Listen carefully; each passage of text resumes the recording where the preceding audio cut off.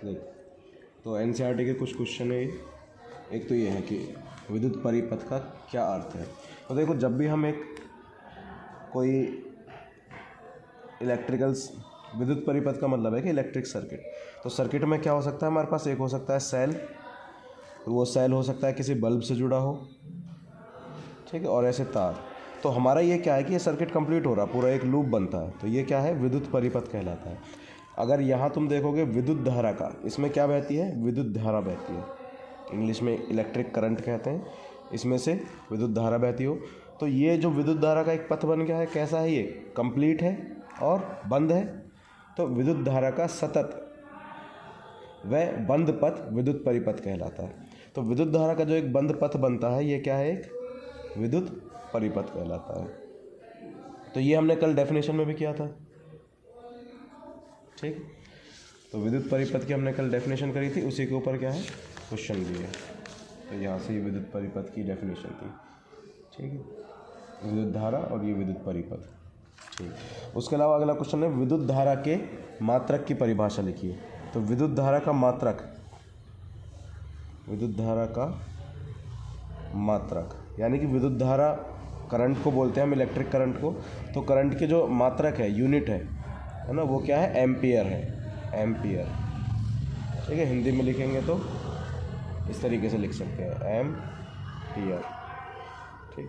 तो एक एम्पियर हम किसको बोलेंगे, एक एम्पियर हम बोलेंगे कि जब परिपथ में से, सर्किट में से या किसी वायर में से, तार में से 1 कूलाम चार्ज 1 सेकंड में बह रहा हो। तो कल ये बात बताई थी हमने डेफिनेशन में, ठीक है। विद्युत धारा का एसआई मात्रक एम्पियर है। किसी विद्युत परिपथ में विद्युत धारा को 1 एम्पियर तब कहा जाता है जब उसमें 1 कूलाम आवेश प्रति सेकंड बहता है। तो किसी विद्युत परिपथ में यानी कि ऐसा एक पथ बन रहा हो, अब हम कहेंगे इस पथ में 1 एम्पियर विद्युत धारा कब प्रवाहित हो गया, कब बहेगी। तो किसी विद्युत परिपथ में विद्युत धारा को 1 एम्पियर, तो विद्युत धारा को 1 एम्पियर तब कहेंगे जब उसमें 1 कूलाम आवेश 1 सेकंड में बह रहा हो, ठीक है। यानी कि 1 एम्पियर बराबर है 1 कूलाम बटे 1 सेकंड। अब ये कह रहा है कि 1 कूलाम आवेश की रचना करने वाले इलेक्ट्रॉन की संख्या बताइए। तो हमने कल एक चीज़ देखी थी कि 1 इलेक्ट्रॉन पर कितना चार्ज होता है, 1 इलेक्ट्रॉन पर चार्ज। तो 1 इलेक्ट्रॉन पर कितना चार्ज है, ये चीज़ तुम्हें याद रखनी है, 1.6 × 10⁻⁻⁹ कूलाम के लिए सी लिख दिया, ठीक है। ये तो होता है 1 इलेक्ट्रॉन पर चार्ज। अब अगर कोई पूछेगा कि 1 कूलाम में कितने इलेक्ट्रॉन आ सकते हैं, 1 कूलाम में कितने इलेक्ट्रॉन आ सकते हैं, तो देखो कैसे है कि 1.6 × 10⁻⁻19 कूलाम में इलेक्ट्रॉन कितने हैं, इलेक्ट्रॉन बराबर है 1, ठीक है। तो 1 कूलाम में इलेक्ट्रॉन अगर निकालने होंगे तो ये जो चीज़ है ये डिवाइड में चली जाएगी, यानी कि 1 / 1.6 × 10⁻⁻19 इलेक्ट्रॉन्स,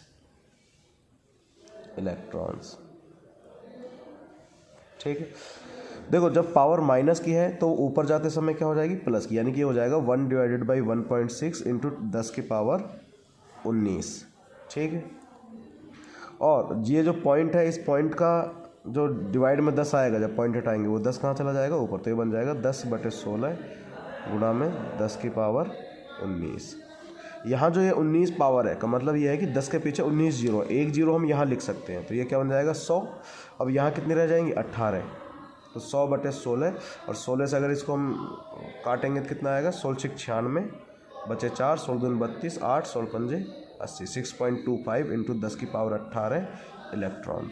तो 1 कूलाम में इलेक्ट्रॉन की संख्या,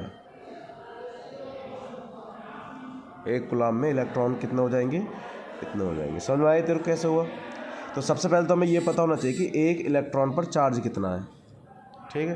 तो 1 इलेक्ट्रॉन पर चार्ज इतना हो गया। फिर हम देखो, क्योंकि हमको 1 कूलाम में इलेक्ट्रॉन की संख्या निकालनी, तो हमें पता क्या है, हमको पता है कि 1.6 × 10⁻⁻19 कूलाम में इलेक्ट्रॉन कितने हैं, 1 है। तो 1 कूलाम में कितने होंगे, ये डिवाइड में चला जाएगा। डिवाइड में जाने के बाद फिर यहाँ से जो पावर -19 है वो हमारी प्लस में चली जाएगी, ठीक है। समझ में आई। अच्छा।